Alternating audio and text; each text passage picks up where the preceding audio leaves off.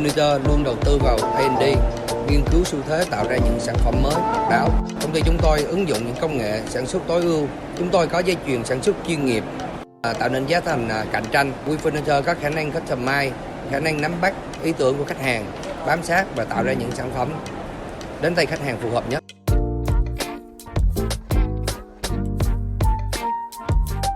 The products are very interesting. The fact that they're made in cement, the designs are very nice, very contemporary. Yeah, it looks good. Yeah, the design. Yes, the design's nice. Yeah, you've grown a lot. It's good.